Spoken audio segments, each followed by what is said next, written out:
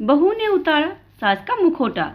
अभी जिया की शादी को कुछ ही हफ्ते हुए थे और उसने पूरे घर को अच्छे से संभाल लिया था। बहू, तू यह बाहर के कमरे और बालकनी का झाड़ू पोछा रहने दे, मैं लगा लूंगी। जिया जैसे ही पूरे घर की साफ सफाई करके बाहर के कमरे में आई, उसकी सास सीमा जी ने उसे टोका। अरे मम्मी जी, आप क्यों करेंगी, मैं कर देती हूँ ना।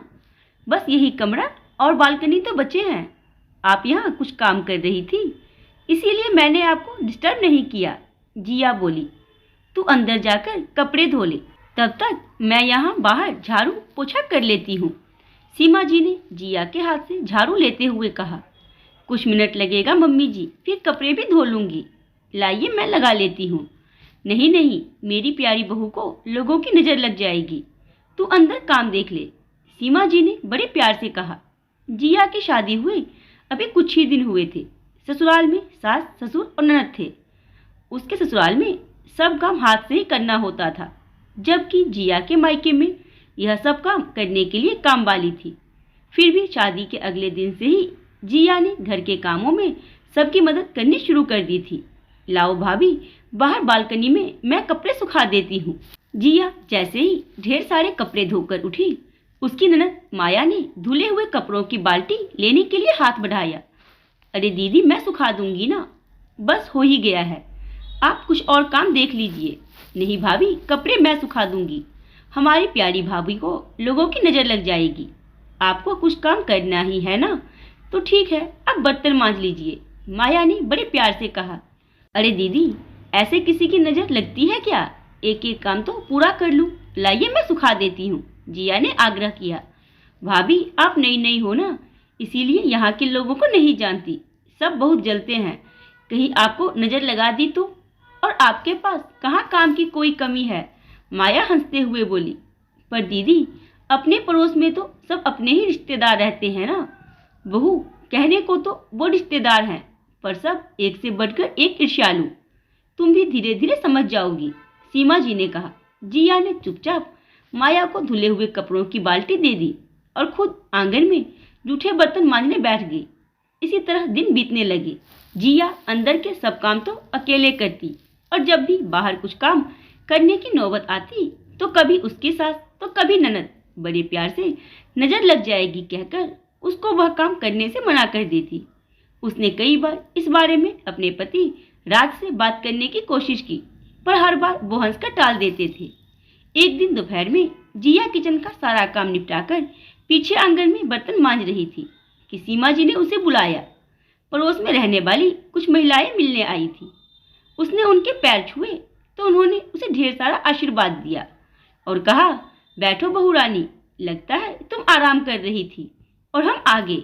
नहीं चाची जी, मैं तो बस, जिया कुछ कहने ही वाली थी कि बीच में ही सीमा जी ने उसकी बात काटते हुए कहा, हाँ, अब रात को भी तो ठीक से नींद होती नहीं है ना इसकी, इसीलिए दोपहर में सुला देती हूँ। सीमा जी ने हंसते हुए आंख मिचकाई। बहू रानी, जीजी तो तुम्हें अपनी पलकों पर बिठा कर रखती है, चाची सास बोली। जी, जिया ने आश्चर्य से अपनी सास की ओर देखा। वह आगे कुछ और कहती कि सीमा जी बीच में बोल पड़ी, पूरी जिंदगी पड़ी है काम करने के लिए, अभी अभी तो ये आई है, कुछ दिन तो उसे खेलने खाने को मिले। सही कहा सीमा, पर आजकल कौन सास अपनी बहू के बारे में इतना सोचती है, धन्य है तू। जिया, तू तो बहुत किस्मत वाली है, ताई सास बोली।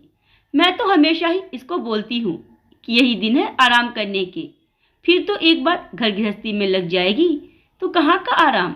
अभी तो वैसे भी मेरे साथ माया पूरा काम संभाल लेती ही है, सीमा जी मुस्कुराते हुए बोली।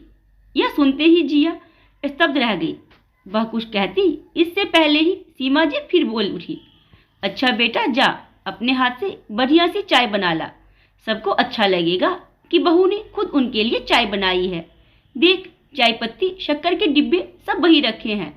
माया, जा भाभी की मदद कर दे। सीमा जी ने ऐसा दिखाया जैसे जिया को किचन के बारे में कुछ पता ही नहीं है। जिया को आघात लगा, पर वह किसी से कहती भी क्या, वह चुपचाप किचन में चाय बनाने चली गई। तभी उसको आवाज सुनाई दी, जीजी, बहू को अभी से इतना सिर पर चढ़ाकर मत रखो, बाद में आपको ही तकलीफ होगी। यह आजकल की लड़कियां अपने मन से तो कोई काम करेंगी ही नहीं। नहीं छोटी, हम बहू का ध्यान रखेंगे तो वो भी हमारा आदर करेगी, ताई जी ने समझाया। पर भाभी जी, मैं तो रोज ही देखती हूँ कि बहू के आने के बाद भी झाड़ू पोछा जीजी ही करती हैं। यहाँ तक कि कपड़े सुखाने का छोटा सा काम भी वह महारानी नहीं करती। उनके घर के ठीक सामने रहती चाची सास बोली। यह सुनते ही जिया को लगा जैसे किसी ने उसके कान में गर्मा गर्म लौट डाल दिया हो। उससे अब रहा नहीं गया। उसने सोचा, अगर अभी उसने सबके सामने सच नहीं कहा तो फिर वह शायद कभी नहीं कह पाएगी। बहुत मुश्किल से अपने आप को संयत करते हुए चाय लेकर मुस्कुराते हुए बाहर आई। लीजिए, चाय के साथ गर्मा गर्म पकोड़े भी लीजिए। सीमा जी ने उसे गुस्से भरी नजरों से देखा।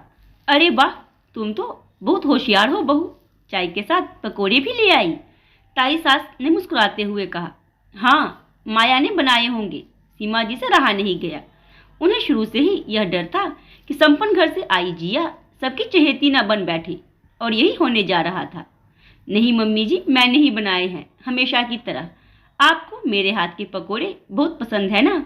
जिया ने अपने शब्दों पर जोर देते हुए कहा। अरे वाह, फिर तो खाने ही पड़ेंगे, चाची सास बोली, और जल्दी ही सारे पकोड़े खत्म हो गए। सच में बहुत ही स्वादिष्ट बने थे बहू, तेरे हाथ में तो जादू है। ताई सास तारीफ करते हुए बोली। धन्यवाद ताई जी, जब भी आपका मन हो आ जाइएगा, मैं और बना दूंगी, पर आप मुझे नजर मत लगाइएगा, जिया ने मुस्कुराते हुए कहा। अरे बेटा, अपनों की भी कहीं नजर लगती है भला? ताई जी ने यथासंभव सामान्य रहते हुए कहा। आप लोगों की लगती है ना ताई जी? क्यों मम्मी जी, मैं ठीक कह रही हूँ ना? जिया ने अर्थपूर्ण नजरों से सीमा जी की ओर देखा। सीमा, तेरी बहू ये क्या बकवास कर रही है? ताई जी गुस्से से खड़ी हो गई।